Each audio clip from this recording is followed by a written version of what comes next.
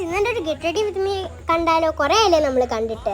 അപ്പോൾ ഇന്ന് ഞാനും ഒന്നും കൂടെ ടൗണിൽ പോകാനായിട്ട് നിൽക്കുകയാണ്. അപ്പം ഫസ്റ്റ് തന്നെ ഞാൻ മോയ്സ്ചറൈസർ ഇട്ട് കൊടുത്തു, അതിനുശേഷം പൗഡർ ഇട്ട് കൊടുത്തു, അതിനുശേഷം ഐലൈനറാണ് എഴുതി കൊടുക്കുന്നത്.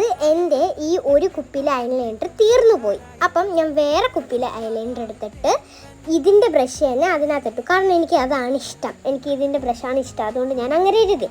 അങ്ങനെ നല്ല വാലൊക്കെ ഇട്ട് ഞാൻ എഴുതി കൊടുത്തു. എനിക്കൊരു പ്രശ്നമുണ്ട്, ഈ ഒരു കണ്ണിൽ എഴുതിയാൽ അടുത്ത കണ്ണി എഴുതുന്നത് ശരിയാവത്തില്ല കേട്ടോ. അങ്ങനെ ആർക്കെങ്കിലും ഉണ്ടോ? അതിനുശേഷം ഞാൻ വൈപ്സ് എടുത്തിട്ട് അപ്പുറത്തെ കണ്ണ് തുടച്ചു ഗൈസ്.